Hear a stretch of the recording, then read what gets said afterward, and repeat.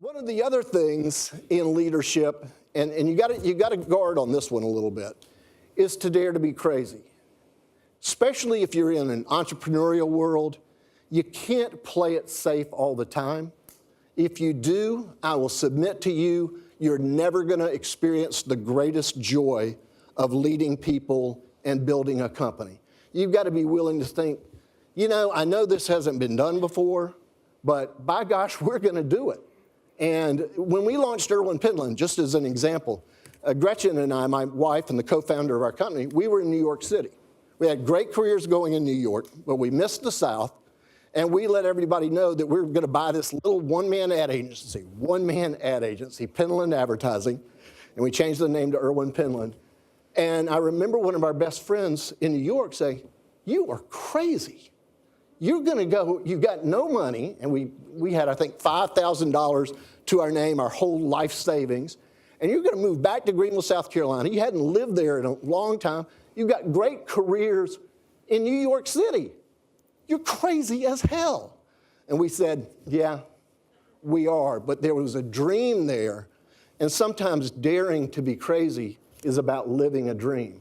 And a lot of you are doing this, so I don't want to talk down to you and tell you have to do this or you can't be happy.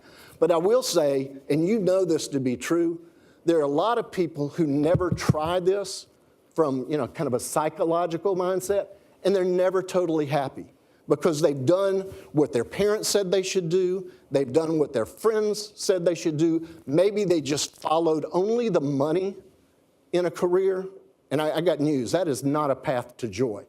Money is important. You got to be able to eat, which in the early days of Erwin Penland, we didn't. That's why I'm still reasonably not fat. But you just have to understand that when you do this, when you come to grips with, I can dare to be crazy, you really experience almost a high of, all right, let's go for it. Let's work with joy and let's make something happen. I'm going to give props to my colleague of more than 20 years, Shannon Wilbanks. This came out of her mouth. I'm one of those people that can be intimidated by things that take a long time and by process. How many of you in college dreaded paper? A lot of us dreaded the term people. How many people were like me and almost waited till the last minute to start the term paper?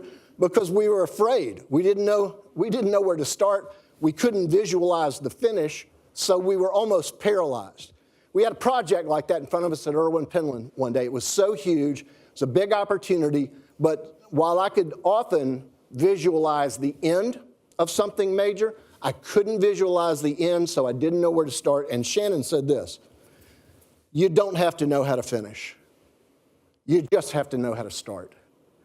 And sometimes knowing how to start, when you're overcome by, doubt or fear or just that feeling like it's so heavy, I don't know what to do to get this thing going, just do the first thing.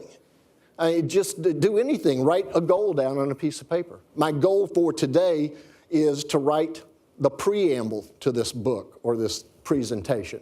And once you get started, good things like a BHAG start to happen. It starts to carry into a process.